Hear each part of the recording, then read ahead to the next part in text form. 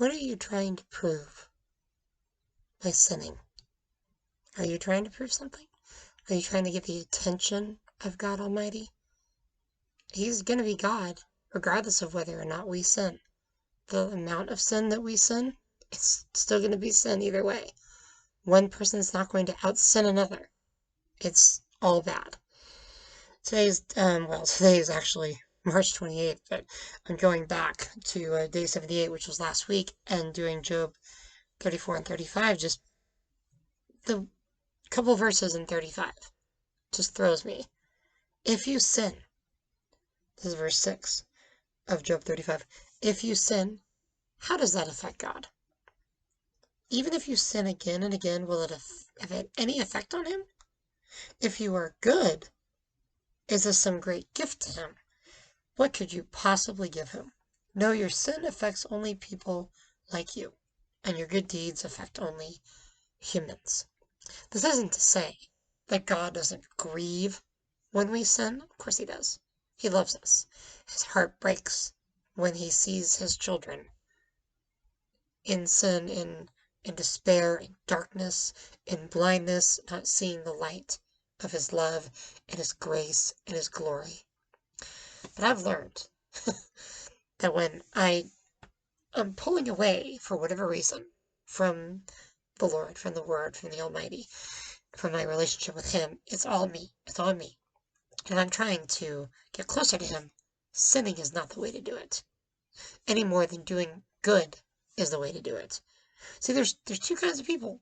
I mean, there's people that follow him and seek him and try to do good things to try to earn some kind of a reward, which there isn't. There's no reward for sin. There may be rewards in heaven once we get there, but like the judgment seat as far as getting into heaven, that's all Jesus, all taken care of on the cross. But when it comes to just doing good, that just pleases people.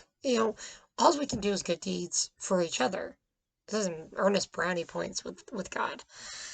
Jesus wants us to obviously do good things because we're his children. We're serving him as servants. But a lot of times men and women, we cry out for help because we want God to relieve us from some kind of pain, from some kind of misery. The effects of sinful actions.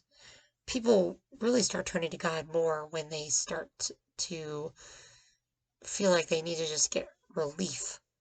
But God is not just an aloe vera plant. He's not just a salve to put on a sunburn, and then you just go out the next day and get sunburned again.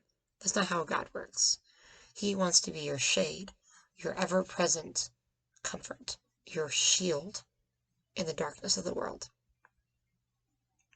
So, all that to say, don't try to out-sin God's grace. It's not going to work. He's going to love you just the way you are right now. And don't try to do more good deeds than the next person, because that's not going to work either. He's not going to raise you up on a platform at the end of the day higher than the other brothers and sisters around you. That's not how it works. It's you and him. You're going to get to heaven someday, and I pray that you will enter into his gates with thanksgiving in your hearts and with praise, because you are covered under the blood of Christ, which we'll be talking about. Easter is coming. The Resurrection Sunday is coming. Time for us to, really realize where we are and our purpose and our place where God has us.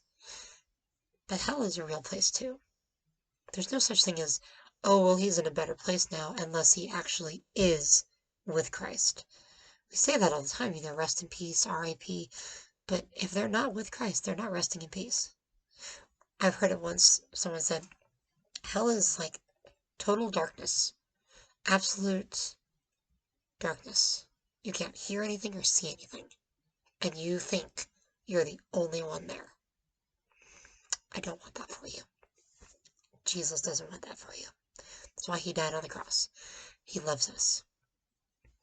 So take a minute, read the word, take a few minutes, take all the time you need. Spend time with him. Thank you, friends.